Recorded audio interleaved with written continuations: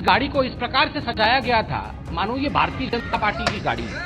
क्या भाजपा की सरकार इतनी निष्क्रिय और नाकाम है कि उनके पास सूचना है फिर भी वो कुछ नहीं कर पा रही? जिस गाड़ी को तोड़ा गया था उसे हमने बरामद कर लिया है। 4 लोगों को अब तक गिरफ्तार किया है।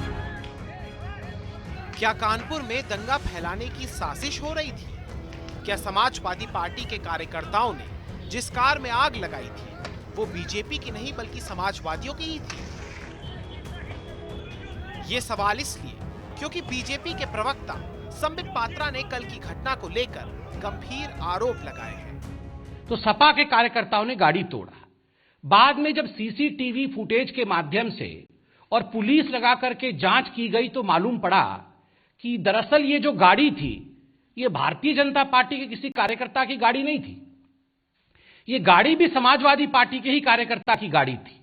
ये गाड़ी समाजवादी पार्टी के छात्र सभा के दूसरे नेता जिनका नाम अंकुर पटेल है, ये उनकी गाड़ी थी और इस गाड़ी को कामोफ्लाज किया गया था।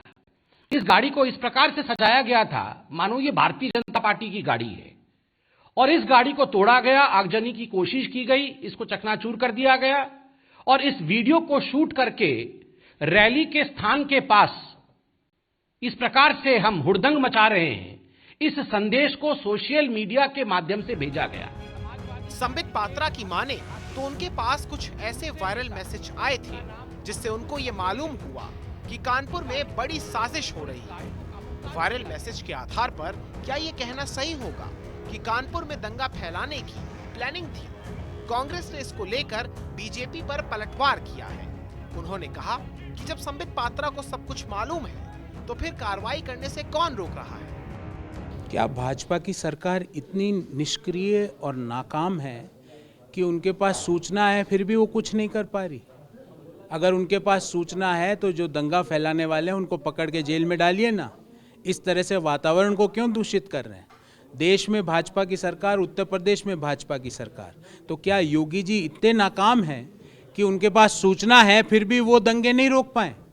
मुझे तो लगता है कि जो भी लोग ये बोल रहे हैं वो जो उत्तर प्रदेश के मुख्यमंत्री है योगी जी, उनका स्टेटस, उनके गवर्नेंस को नीचे करना चाहते हैं। उस घटना को लेकर पुलिस ने एफआईआर भी दर्ज की है। ये एफआईआर नौबस्ता के थाना प्रभारी ने लिखवाई है। एफआईआर में लिखा है कि मैं प्रभारी निरीक्षण नौबस्ता शाम 4:30 बजे पीएम के दौरे से ड्यूटी समाप्त कर लौट रहा था।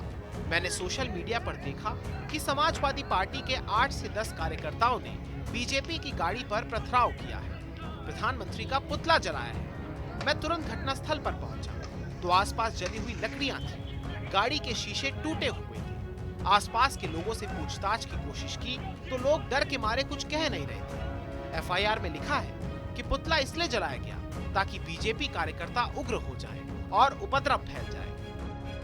नौबस्ता थाने इलाके में कल की हुई घटना के संदर्भ में कानपुर पुलिस ने अपनी जांच तेजी से आगे बढ़ाई है और इस संबंध में हमने जिस गाड़ी को तोड़ा गया था उसे हमने बरामद कर लिया है और साथ में हमने घटना से जुड़े हुए 4 लोगों को अब तक गिरफ्तार किया है। इनकी गिरफ्तारी लखनऊ से हुई है। ये हैं सुकांत शर्मा और दूसरे हैं सचिन केशरवानी, तीसरे हैं अभिषेक रावत और चौथे हैं निकेश कुमार। इन 4 की गिरफ्तारी लखनऊ से की गई है। बाकी अन्य 4 लोग हैं जिनकी गिरफ्तारी के लिए प्रयास जारी है और शीघ्र ही हम इस पूरी घटना का जो भी इससे संबंधित लोग हैं उन्हें हम गिरफ्तार करके आगे की जो विधिक कार्यवाही है उसे हम करेंगे। एफआईआर में जो पुलिस ने बातें लिखी हैं उसे अदालत में साबित करना होगा। फिलहाल पुलिस आरोपियों की धरपकड़ कर रही है।